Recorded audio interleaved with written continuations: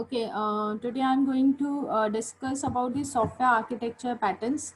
Okay, मैंने अभी बताया था कि आप लोगों को कि पैटर्न बेसिकली क्या होता है. It's a way to design the architecture.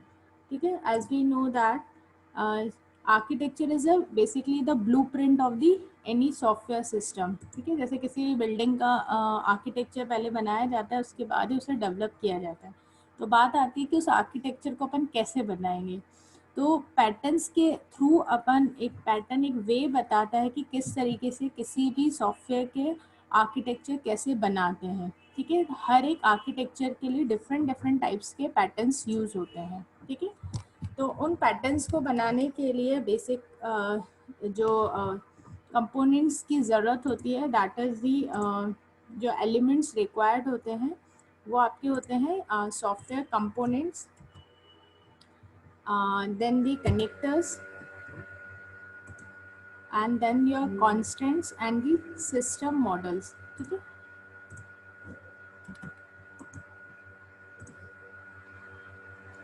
तो मैंने बताया था कि कंपोनेंट्स क्या होते हैं. बेसिकली क्लासेस होती हैं, फंक्शंस होती हैं, और बहुत सारी एक जब भी आप प्रोग्राम बनाते हो तो एक क्लास के थ्रू पूरा उसका इम्प्लीमेंटेशन नहीं करते हो. तो वैसे ही उन क्लासेस के बीच में या उन फंक्शनैलिटीज़ के बीच में कम्युनिकेशन कैसे होता है, तो उसके लिए कनेक्टर्स यूज होते हैं.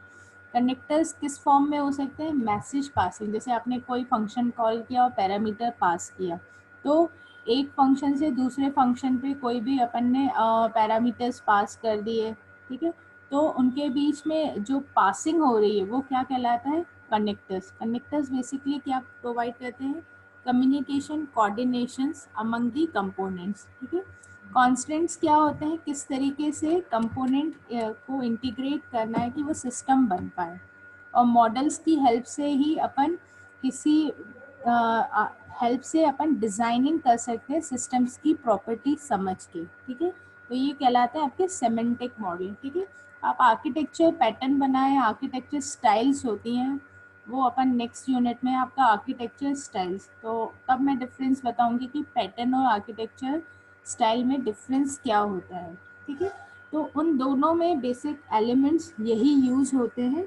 आपके कंपोनेंट्स जो कि फंक्शनैलिटी प्रोवाइड करते हैं, फंक्शंस परफॉर्म करते हैं, कनेक्टर जो कि उन कंपोनेंट्स के बीच में कोऑर्डिनेशंस परफॉर्म करते हैं, और कॉन्स्टेंट्स वो कि किस तरीके से एक कंपोनेंट्स को दूसरे से इंटीग्रेट करना है. तो कॉन्स्टेंट्स, रूल्स, प्रोटोकॉल्स, कौन सी चीज़ें होंगी जिसकी हेल्प से अपन उनको इंटीग्रेट करेंगे.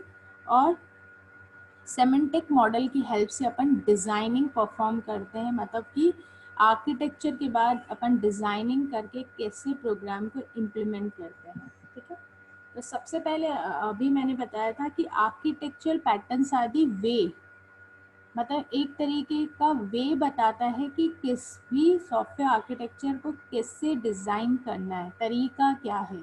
ठीक है, कि अपन उसको उस टाइप की यदि सिमिलर एप्लीकेशंस आ रही हैं उसको अपन रीयूज़ कर पाए. ठीक है, the architecture patterns are the way of capturing the proven and design structures so that can be reused. The software architect have been looking for the ways to capture and reuse the architecture knowledge that proven successfully in the past. ठीक है, तो अलग अलग applications के लिए अलग अलग architecture patterns use होते हैं. ठीक है, अपन वही आगे पढ़ेंगे कि कौन कौन से पैटर्न्स होते हैं और किस टाइप की एप्लीकेशंस के लिए यूज होता है. ठीक है, ये एक जनरलाइज्ड एप्लीकेशन है कि एक तरीके से रीयूजेबल सॉल्यूशंस प्रोवाइड करता है जो भी कॉमन अक्रेंग प्रॉब्लम्स आती हैं सॉफ्टवेयर आर्किटेक्चर में. ठीक है, तो जो पैटर्न्स होते हैं, एक होता है layered pattern, class client server pattern, master slave, pipe filter, broker, peer to peer, event bus, model view, blackboard and the interpreter patterns. ठीक है, अब जैसे कि लेयर्ड पैटर्न है, तो ऑब्वियसली लेयर्ड का मतलब ही समझ में आ गया कि जो भी फंक्शनैलिटी परफॉर्म होगी वो लेयर के फॉर्म में होगी. लेयर आर्किटेक्चर का मतलब ही क्या होता है कि जो हायर लेवल वाली ये जो लेयर है अपना काम तब परफॉर्म किसकी हेल्प से करती है? जो ये इसके जस्ट नीचे वाली लेयर उसको सर्विस प्रोवाइड करती है. ठीक है, जैसे आप लोगों ने टीसीपी में भी पढ़ा है. ठीक है। TCP IP मॉडल में पढ़ा है कि presentation layer, then the application आपका लेयर रहता है। ये सारी मतलब एप्लीकेशन इनके बेसिस पे फंक्शनैलिटी, मतलब कि लोअर लेयर सर्विसेज प्रोवाइड करता है अपनी जस्ट अपर लेयर को, ठीक है।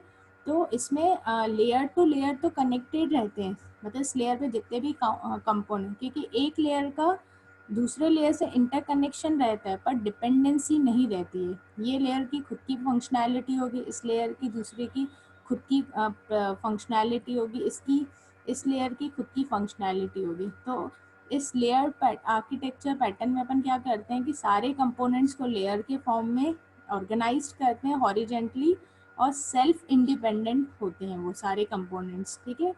फंक्शंस जो भी होते हैं सेल्फ इंडिपेंडेंट रहते हैं, मतलब एक दूसरे से कनेक्टेड होते हैं पर डिपेंडेंट नहीं होते हैं, ठीक है। जैसे कि प्रेजेंटेशन सपोज करो ये लेयर है, इसका काम क्या है, जितने भी यूज़र इंटरफेसेस हैं वो अपन इसमें परफॉर्म करेंगे, ब्राउज़र आर्किटेक्चर वो अपन इस लेयर पे परफॉर्म करेंगे, ठीक है। और यहाँ पर बिजनेस लेयर एक है, ठीक है। तो उसका काम जो भी रिक्वेस्टेस आ रही हैं उनको जो भी बिजनेस रूल्स हैं उनको एग्जीक्यूट करना, उसकी रिस्पॉन्सिबिलिटी वो होगी। जो भी रिक्वेस्ट आ रही है उसके अकॉर्डिंग कौन कौन से रूल्स एग्जीक्यूट करने, प्रोटोकॉल्स एग्जीक्यूट करने, वो बिजनेस लेयर का काम रहेगा, ठीक है। तो यही अभी मैंने भी बताया कि सारे कंपोनेंट्स को अपन हॉरिजेंटली ऑर्गेनाइज करते हैं, और ये सबसे ट्रेडिशनल मेथड रहता है। मतलब ये बेसिकली आप लोगों से कोई पूछे कि लेयर पैटर्न कहाँ यूज़ होती है, तो जितनी भी जनरल डेस्कटॉप एप्लीकेशंस बनी है या ई कॉमर्स वेब एप्लीकेशन, वहाँ पर जो आर्किटेक्चर बनता है, ठीक है, वहाँ पर कौन सा आर्किटेक्चर पैटर्न यूज़ होता है, आपका लेयर्ड आर्किटेक्चर पैटर्न यूज़ करते हैं, ठीक है। तो जितनी भी डेस्कटॉप एप्लीकेशंस होती हैं या वेब एप्लीकेशंस होती है, वहाँ पर अपन कौन सा आर्किटेक्चर पैटर्न यूज़ करते हैं, लेयर्ड आर्किटेक्चर पैटर्न, ठीक है।